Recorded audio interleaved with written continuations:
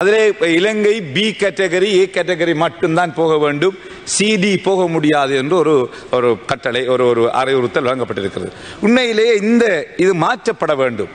ஏனென்றால் ஹஜ் கமிட்டியில் உள்ள சில சகோதரர்கள் பேசுகின்ற போது வசதி உள்ளவர்களுக்குத்தான் ஹஜ் கடமை, ஆகவே வசதி உள்ளவர்கள் தான் போக வேண்டும் என்று சொல்லுவது நியாயமல்ல. வசதி என்பது அவன் எந்த அடிப்படையிலாவது நடந்தாவது ஹஜ்ஜுக்கு போக முடியுமாக இருந்தால் அதற்கு நீங்கள் வழி செய்ய வேண்டும். அதுதான் வசதி என்பது.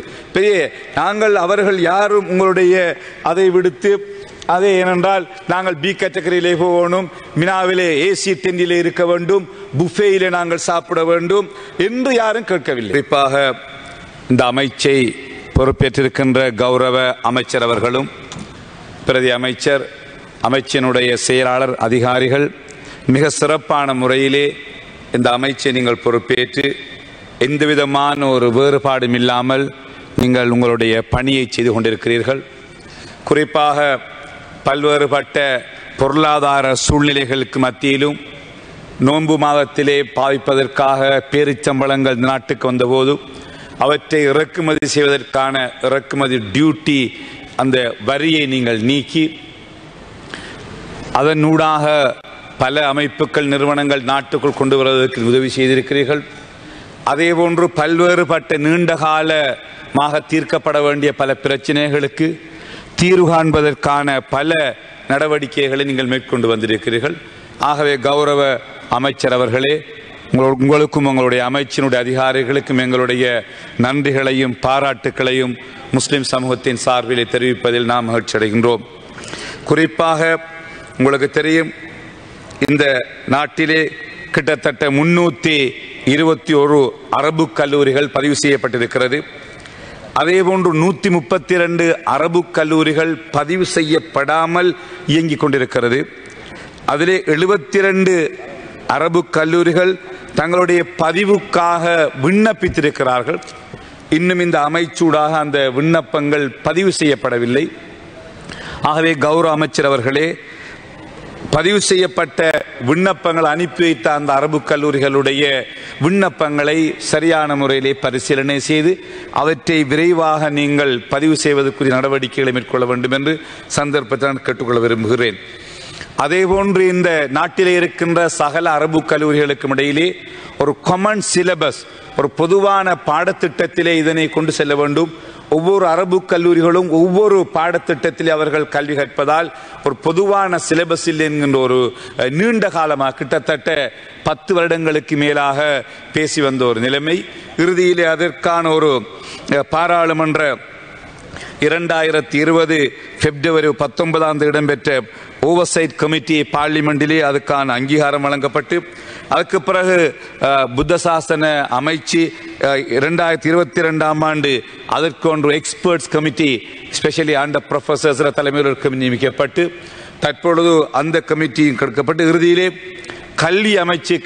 கல்வி அமைச்சினுடைய அங்கீகாரத்துக்கு அனுப்பப்பட்டு கல்வி அமைச்சியும் ஒரு intellectual committee was form, review the common syllabus. அந்த கமிட்டியும் அந்த சிலபஸை இப்பொழுது அப்ரூவ் பண்ணி இருக்கிறார்கள்.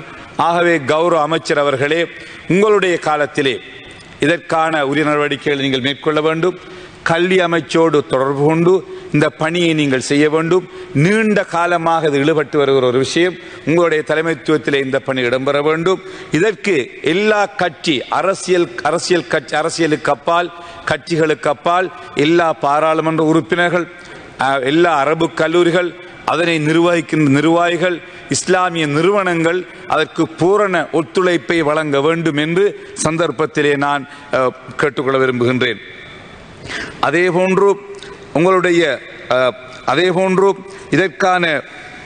இந்த சிலபஸ் முடிவடைந்தவுடன் ஒரு காமன் எக்ஸாம் நடத்துவதற்கும் எஜுகேஷன் எக்ஸாமினேஷன் டிபார்ட்மெண்ட் அதற்கு எக்ரி பண்ணியிருக்கிறார்கள். ஆகவே பரீட்சை திணைக்களம் அதற்கான கிரைட்டீரியா எல்லாமே அவர்கள் செய்திருக்கிறார்கள் கௌரவ அமைச்சர் அவர்களே. ஆகவே அதனையும் நீங்கள் தொடர்புபடுத்தி அதற்கான காமன் எக்ஸாமையும் அந்த எக்ஸாமினேஷன் டிபார்ட்மெண்ட் ஊடாக வைப்பதற்கான உரிய நடவடிக்கைகளை நீங்கள் மேற்கொள்ள வேண்டும் சந்தர்ப்பத்திலே நான் கேட்டுக்கொள்ள விரும்புகின்றேன். கௌரவ பிரதி சபாநாயகர் அவர்களே, அதேபோன்று இலங்கையிலே பள்ளிவாசல்களில் உலமாக்கள் கடமை புரிகிறார்கள், முஅத்தின்கள் கடமை புரிகிறார்கள். அரபு கல்லூரிகளிலே டீச்சர்ஸாக பணிபுரிகிறார்கள். ஆனால் அவர்களுக்கான ஒரு பொதுவான ட்ரைனிங் ஒன்று இலங்கையில் கொடுக்கப்படுவதில்லை. ஆகவே இந்த உரிய முறையிலே காலத்திற்கேற்ப ஹொத்துபாக்களை செய்ய வேண்டும் வெள்ளிக்கிழமை, அதே போன்று இனங்களுக்கு இடையிலே ஒற்றுமை ஏற்படுத்துகின்ற பல்வேறுபட்ட விடயங்கள் தொடர்பிலே இந்த வெள்ளிக்கிழமையில் இடம்பெறுகின்ற ஹொத்துபாக்கள் முக்கியம் வாய்ந்தது. ஆக அவர்களுக்கான ஒரு பயிற்சியை கொடுப்பதற்காக ஒரு ட்ரைனிங் சென்டரை நீங்கள் உங்களுடைய முஸ்லிம் சமய கலாச்சார அமைச்சுங்கள் நீங்கள் உருவாக்க முடியும். அதை கொழும்பிலே உருவாக்க முடியும், அல்லது நீங்கள் கிழக்கு மாகாணத்திலே வேண்டும் அங்கு அமைக்க முடியும். அதுக்கு தேவையான முழு ஒத்துழைப்புகளையும் ஒத்தாசைகளையும் நாங்கள் உங்களுக்கு வழங்குவதற்கு ஆயத்தமாக இருக்கிறோம். அதுக்கு தேவையான வெளிநாட்டு உதவியை நாங்கள் வெளிநாட்டு தூதுவரங்கள் ஊடாக அந்த வெளிநாட்டு உதவியை கூட நாங்கள் உங்களுக்கு பெற்றுத்தருவதற்கு ஆயத்தமாக இருக்கிறோம். கௌரவ அமைச்சர் தொடர்பில் நீங்கள் உரிய நடவடிக்கைகளை மேற்கொள்ள வேண்டும். அதேபோன்று முஸ்லிம் சமய கலாச்சார திணைக்களத்தினுடைய ஒரு பிராந்திய நிலையம் கிழக்கு மாகாணத்திலே மட்டக்களப்பிலே இருக்கிறது. என்றால் கிழக்கு மாகாணத்து மக்கள் சின்ன சின்ன விஷயங்களுக்காக கொழும்புக்கு வர வேண்டிய கஷ்டத்தை உணர்ந்து கொண்டு கிட்டத்தட்ட நான் நினைக்கின்றேன் 20-15 ஆண்டுகளுக்கு உருவாக்கப்பட்டது. ஆனால் இன்னும் அது உரிய முறையில் இயங்குவதில்லை. அதுக்கு கௌரவ அமைச்சர்கள் ஒரு அசிஸ்டன்ட் டைரக்டரை அதுக்கு நியமித்து அதுக்கு தேவையான உத்தியோகத்தர்களை நியமித்து அதை கிழக்கு மாகாணம், பொலனறுவை மாவட்டம், ஊவா மாகாணத்து அவர்களும் பயன்படுத்த முடியும். என்றால் ஊவா மாகாணத்தவர்களுக்கு அவர்கள் மட்டக்களப்புக்கு சுமார் 2 மணி நேரத்துக்குள் வர முடியும், கொழும்புக்கு வந்து அலைவதை விட. ஆகவே இதனை நீங்கள் அலசி ஆராய்ந்து ஒரு உரிய நடவடிக்கைகளை மேற்கொள்ள வேண்டும் என்று நான் கேட்டுக்கொள்ள விரும்புகின்றேன். அதே போன்று கௌரவ அமைச்சர் அவர்களே, உங்களுக்கு தெரியும் இஸ்லாமிய அல்லது அரபு மொழியிலே உள்ள பாட நூல்கள் அல்லது புத்தகங்கள் இந்த நாட்டுக்கு கொண்டு வருவதற்கு தடை செய்யப்பட்டிருக்கிறது. நான் நினைக்கின்ற நீங்கள் அந்த தடையை நீக்குவதற்குரிய நடவடிக்கைகளை மேற்கொண்டு வருவதாக நான் அறிந்தேன்.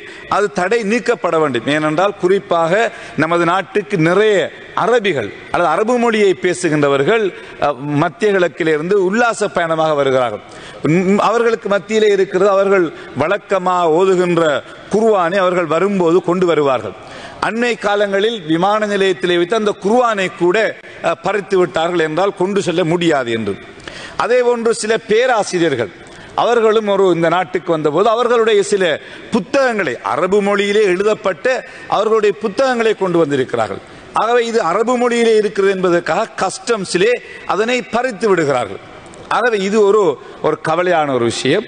ஏதாவது சர்ச்சைக்குரிய பிரச்சனைக்குரிய புத்தகங்கள் இருந்தால் அவற்றை நீங்கள் தடை செய்ய முடியும். அதில் எந்த விதமான மாற்று கருத்தும் கிடையாது. ஆகவே அரபு மொழியிலே எழுதப்பட்டிருக்கிறது என்பதற்காக குர்ஆனை கொண்டு வருவதற்கும் அல்லது புத்தகங்களை கொண்டு வருவதற்கு நீங்களும் ஒரு மிக படித்த ஒரு நல்ல கல்விமான். ஆகவே இந்த வகையிலே இந்த விடயத்தில் நீங்கள் உரிய கவனம் எடுத்து அதனை நீக்க வேண்டும்.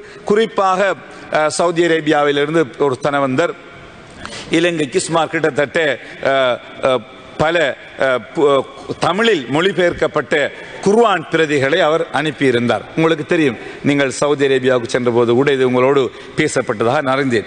ஆனால் இந்த குர்ஆன், இது குர்ஆன் தமிழ் மொழிபெயர்ப்பு, இதுதான் அந்த குர்ஆன். இதனை தடை செய்திருக்கிறார்கள். வெளியிலே கிட்டத்தட்ட 1 வருடம் ஒரு கண்டெய்னர் குர்ஆன் இன்னும் ஹாபரிலே துறைமுகத்திலே நிறுத்தப்பட்டிருக்கிறது. எங்களுடைய கௌரவ பிரதி அமைச்சர் நௌஃபர் முலி அவர்கள் இருக்கிறார்கள். அவர்களுக்கு நன்றாக தெரியும். அவர்களும் இந்த விடயத்தில் அதிக அக்கறையோடு செயற்பட்ட ஒருவர் நான் அறிகின்றேன். ஆகவே கௌரவ அமைச்சர் அவர்களே, இது தொடர்பில் நீங்கள் உரிய நடவடிக்கை எடுத்து அது தொடர்பில் உரிய நடவடிக்கை எடுத்து அதை வெளியில் கொண்டு வருவதற்கு நீங்கள் முயற்சிக்கும் சிறப்பத்தை நான் கேட்டுக்கொள்ள விரும்புகின்றேன். அதே போன்று கௌரவ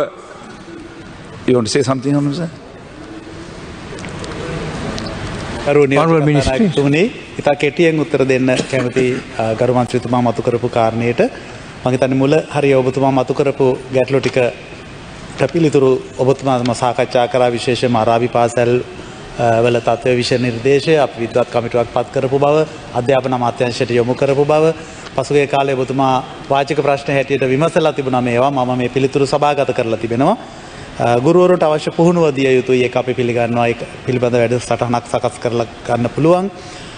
මඩකලපුව මුස්ලිම් කටයුතු පිළිබඳ තියෙන අතිරේක කාර්යාලය විධිමත් කිරීම සම්බන්ධව කටයුතු කළ හැකි ඔබ එසේ පවසනවා නම් ගැටලු තිබෙන බව අපට ඒක සොයලා බලලා කටයුතු කරන්න පුළුවන්. අවසන් කරුණ ඔය ආරාබි ග්‍රන්ථ ටික ග්‍රන්ථ 26000ක් පමණ. ඇත්තටම ඔබ කියුසේ මම සෞදි අරාබියේදී සාජිද් හාජියාර් මහත්මයා මුණ ගැහුණා මේ සම්බන්ධව. මෙතන තිබෙන කරුණ මා කියන්නට ඕන.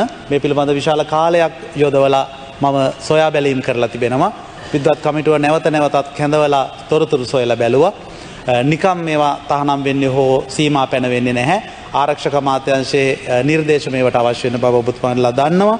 ඇත්තටම මේ කාරණය සම්බන්ධව මේ පරිවර්තනයේ ගැටලු රාශියක් තිබෙනවා. විද්වත් කමිටුව තමයි ඒක පෙන්නලා දීලා තිබෙන්නේ. ඔබ දන්නවා මුල් වාක්‍ය පරිවර්තනය කරලා තිබෙනවා. හැබැයි අදාළ රෙෆරන්ස් එක පරිවර්තනය කරලා නැහැ. ඒ බඳු අවස්ථා රාශියක් තිබෙනවා. ඒ රෙෆරන්ස් එක පරිවර්තනය කරන්නේ නැතිව, ඒ සමුද්දේශ සටහන පරිවර්තනය කරන්නේ නැතිව මේ ග්‍රන්ථ සමාජගත වුණොත් විශාල අනතුරක් වෙන්න පුළුවන් බව මුස්ලිම් විද්වතුන්ම කමිටුව පෙන්වා දීලා තියෙන නිසා තමයි ගැටලුව. නමුත් එහෙම තියෙද්දි පවා මම උත්සාහ කරමින් ඉන්නවා ඔවුන් සමග සාකච්ඡා කරමින් විකල්ප විසඳුම් වලට ගිහිල්ලා කොහොමද මේ ලැබුණු තෑග්ග අපේ මුස්ලිම් ජනතාවට බෙදා දෙන්න කියලා. බොහොම ස්තුතියි. ගරු එමෙතුමාට මම ස්තුතිවන්ත වෙනවා. මට දන්නවා එතුමා මගේ ප්‍රශ්නවලට පාර්ලිමේන්තුවෙත් පිළිතුරු දුන්නා. ඒ සම්බන්ධයෙන් සාකච්ඡා කරලා හොඳ අතවසේම ක්‍රියාත්මක කරන ඕන විදියට ඔබතුමාගේ පිළිතුරකම තියෙනවා. ඔබතුමාට මම ස්තුතිවන්ත වෙනවා. கௌரவ அமைச்சர் அவர்களே, கௌரவ பிரதி சபாநாயகர் அவர்களே, அதே போன்று சர்வதேச ரீதியிலே இஸ்லாமிய நாடுகளிலும் இஸ்லாம் அல்லாத நாடுகளிலும் பைத்துல் மால் என்று ஒரு நிதியம் இருக்கிறது. அதனூடாக பொதுவான விடயங்கள், குறிப்பாக இலங்கையை பொறுத்த வகையிலே இலங்கை முஸ்லீம்களை பற்றியும் இஸ்லாத்தை பற்றியும் பல்வேறுபட்ட விமர்சனங்கள் அல்லது இருக்கின்ற சூழ்நிலையிலே இனங்களுக்கிடையிலே ஒற்றுமை ஏற்படுத்துவது, அது தொடர்பான பிரச்சாரங்களை மேற்கொள்வது, அது தொடர்பான கருத்தரங்களை வைப்பது, அது தொடர்பான அதே போன்று முஸ்லிம்கள் சம்பந்தமான நல்ல எண்ணத்தை ஏற்படுத்த தொடர்பான விடயங்களுக்காக பைத்துல் மால் ஃபண்ட் என்று ஒரு நிதியம் இருக்கிறது. அதனூடாக பல்வேறுபட்ட பணிகளை செய்து கொண்டிருக்கிறார்கள். ஆனால் இலங்கையிலே அந்த நிதியம் உருவாக்கப்படவில்லை. ஆகவே கௌரவ அமைச்சர் அவர்களே, நீங்கள் முஸ்லிம் சமய கலாச்சார திணைக்களத்தின் கீழ் ஒரு பைத்துல் மால் என்ற நிதியத்தை நீங்கள் உருவாக்குங்கள். நீங்கள் உருவாக்க சட்ட ரீதியாக அதனை உருவாக்கினால் அதனை பராமரிப்பதற்கான அதுக்கான உதவிகள், சட்ட உதவிகள் நாங்கள் செய்ய முடியும். அதற்கான நிதியை சர்வதேச நாடுகளிலே இருந்து, இஸ்லாமிய நாடுகளிலே இருந்து எல்லா நாடுகளிலும் அதற்கான நிதியை எங்களுக்கு பெற்றுக்கொள்ள முடியும். அதனூடாக முஸ்லிம் சமய கலாச்சார திணைக்களம் தங்களுடைய நிறைய பணிகளை செய்ய முடியும். அதுக்கு தேவையான முழு ஒத்துழைப்புகளையும் கௌரவ அமைச்சர்களுக்கு நாங்கள் வழங்குவதற்கு ஆயத்தமாக இருக்கிறோம். அரபு நாடுகளுக்கு சென்று உதவிகளை பெற்று அதற்கான நிதியை பெற்று ஒரு பலமான நிதியாக அதனை உருவாக்கி அந்த திணைக்களத்தினுடைய பல்வேறுபட்ட பணிகளுக்கு அதை செய்வதற்கு நாங்கள் உதவி வழங்க ஆயத்தமாக இருக்கிறோம். கௌரவ பிரதி சபாநாயகர் அவர்களே, அதே போன்றுதான் ஹஜ் விஷயத்திலும் ஒரு சிறிய பிரச்சனை இருக்கிறது. ஏனென்றால் இதிலே ABCD என்று 4 கேட்டகரி இருக்கிறது. அதிலே இலங்கை B கேட்டகரி, A கேட்டகரி மட்டும்தான் போக வேண்டும், CD போக முடியாது என்று ஒரு கட்டளை, ஒரு அறிவுறுத்தல் வழங்கப்பட்டிருக்கிறது. உண்மையிலேயே இது மாற்றப்பட வேண்டும். ஏனென்றால் ஹஜ் கமிட்டியில் உள்ள சில சகோதரர்கள் பேசுகின்ற போது வசதி உள்ளவர்களுக்குத்தான் ஹஜ் கடமை, ஆகவே வசதி உள்ளவர்கள் தான் போக வேண்டும் என்று சொல்லுவது நியாயமல்ல. வசதி என்பது அவன் எந்த அடிப்படையிலாவது நடந்தாவது ஹஜ்ஜுக்கு போக முடியுமாக இருந்தால் அதற்கு நீங்கள் வழி செய்ய வேண்டும். அதுதான் வசதி என்பது. பெரிய நாங்கள் அவர்கள் யாரும் உங்களுடைய அதை விடுத்து அதே ஏனென்றால் நாங்கள் B கேட்டகரியிலே போகணும், மினாவிலே AC டென்டிலே இருக்க வேண்டும், புஃபேயிலே நாங்கள் சாப்பிட வேண்டும் என்று யாரும் கேட்கவில்லை. ஆகவே இதில் ஏனென்றால் ஒருவர் C கேட்டகரியிலே போக முடியுமாக இருந்தால் 4 லட்சம் 5 லட்சம் ரூபாய் குறைய போக முடியும். கிட்டத்தட்ட 18 லட்சம் ரூபாய்க்கு போக வேண்டிய ஹஜ் உடைய கோஸ்ட் 24 லட்சமாக மாறி இருக்கிறது. ஏனென்றால் எனக்கு தெரியும், மட்டக்களப்பில் எனது ஊரிலேயே ஒரு கணவனும் மனைவியும் அவர்கள் கிட்டத்தட்ட 15 வருடங்களுக்கு மேலாக ஹஜ்ஜுக்கு போவதற்காக கொஞ்சம் கொஞ்சமாக சேர்த்து வந்தார்கள். அதற்கு அவர்கள் சேர்த்த தொகை 37 லட்சம் தான். நீங்கள் 24 லட்சத்தை கொண்டு வந்து 48 லட்சமாக B கேட்டகரி ஆக்கினவுடன் அவர்களுக்கு 2 பேருக்குமே போக முடியாது. அவர்கள் போகவில்லை. அவர்களிடத்தில் அந்த மிகுதியான கிட்டத்தட்ட 8 லட்சம் ரூபாய் 9 லட்சத்தை எடுப்பதற்கு வசதி இல்லை ஏழைகள். ஆகவே ஏழைகள் ஹஜ்ஜுக்கு போகக்கூடாது என்பதல்ல. நீங்கள் DC என்றால் உலகம் முழுக்க இந்த வாய்ப்பு இருக்கிறது. எல்லா நாடுகளிலும், துருக்கியில் கூட ABCD என்று 4 கேட்டகரியிலும் போக முடியும். ஆகவே நீங்கள் ஏனென்றால் அதனை நீங்கள் அனுமதித்தால் C கேட்டகரி ஒரு சிலருடைய ஜித்தா கான்சுலேட்டில் இருக்கிற ஒரு சிலருடைய வேண்டுகோளுக்கு நீங்கள் இந்த தீர்மானங்கள் எடுக்கக்கூடாது. ஆகவே ஹஜ்ஜுக்கு போவதற்கான வசதிகளை நீங்கள் செய்வதென்றால் நீங்கள் அந்த மினா அரஃபா பஸ் சேவை தரத்தை கூட்டியிருக்கிறீர்கள். வசதி உள்ளவர்கள் போகட்டும், அதில் எந்த பிரச்சனைகளாகவே அதற்காக நீங்கள் அந்த வசதிகளை செய்ய வேண்டும். ஏனென்றால் அங்கே அதிலே மினா அரஃபாவிலே புஃபே, அதே மாதிரி சோஃபா, கட்டில், நட்சத்திர ஹோட்டல், இதெல்லாம் எல்லாருக்கும் தேவையில்லை. யாரும் இதை பற்றி கேட்கவில்லை. ஏனென்றால் அது தெரியாதவங்க பி கேட்டகரியில் போவாங்க. 48 லட்சம் கட்டி. ஆகவே கௌரவ அமைச்சர் அவர்களே, இந்த வருஷம் அல்ல, எதிர்காலத்தில் இந்த வருடம் உங்களுக்கு தெரியாது. உண்மையிலே நீங்கள் வருவதற்கு முந்தைய எடுத்த தீர்மானங்கள் கௌரவ அமைச்சர் வந்து என்னுடைய கௌரவ பிரதி அமைச்சர் நீங்கள் சைன் பண்ணது மட்டும்தான். இது ஏற்கனவே தீர்மானித்திருந்தார். ஆகவே எதிர்காலத்திலே ஃபியூச்சரிலே நீங்கள் தனிப்பட்ட முறையிலே இந்த விடயத்திலே கவனம் எடுக்க வேண்டும். எங்களுடைய பிரதி அமைச்சர் முனீர் அவர்களுக்கு நன்றாக தெரிஞ்ச விஷயம். கவனம் எடுத்து அவர்கள் விரும்பின கேட்டகரியை போவதற்கு நீங்கள் அனுமதி வழங்கும் சந்தர்ப்பத்தில் நான் கேட்டுக்கொள்ள விரும்புகின்றேன்.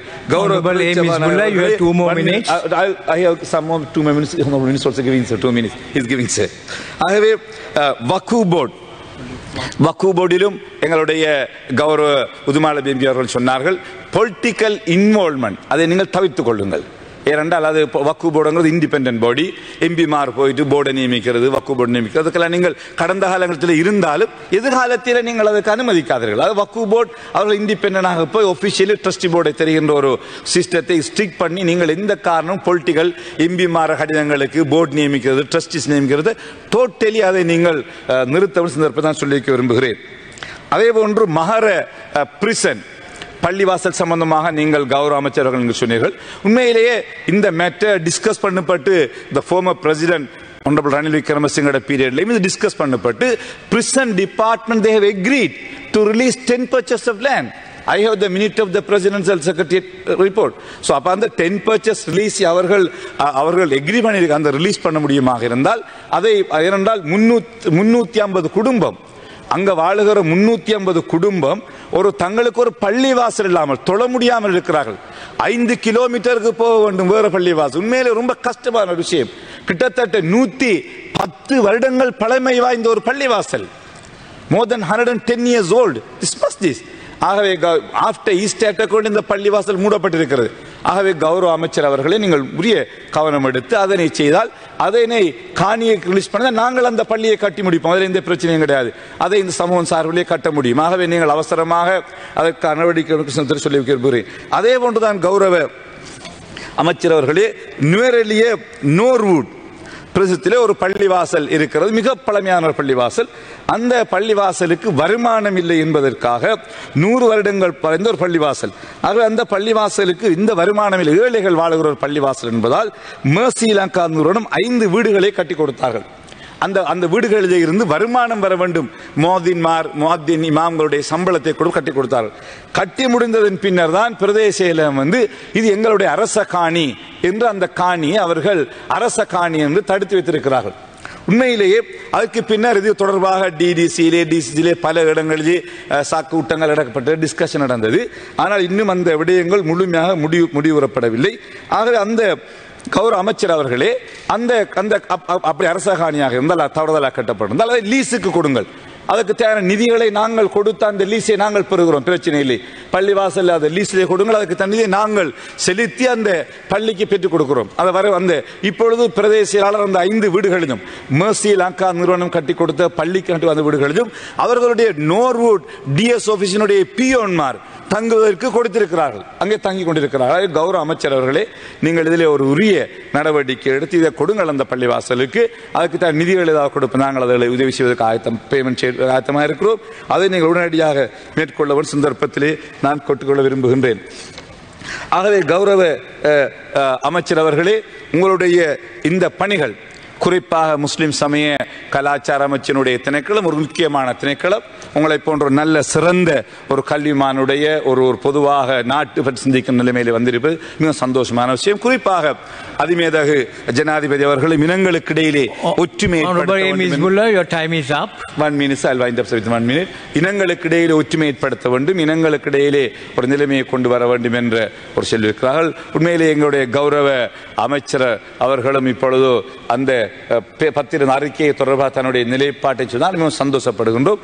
ஆகவே எங்களுடைய பணிகள் உங்களுடைய சிறப்பாக அமைய வேண்டும். குறிப்பாக உங்களுடைய பணிகளுக்கு என்ன உதவிகளை நாங்கள் வழங்க வேண்டுமோ எந்த சந்தர்ப்பத்திலும் உங்களுடைய அமைச்சுக்கு, உங்களுடைய திணைக்களத்தினுடைய பணிகளுக்கு எங்களுடைய முழு பூர்ண ஒத்துழைப்பை வழங்குவதற்கு நாங்கள் ஆயத்தமாக இருக்கின்றோம் என்று கூறி, செய்திகளை உடனுக்குடன் தெரிந்து கொள்ள உடனே சப்ஸ்கிரைப் பண்ணுங்க.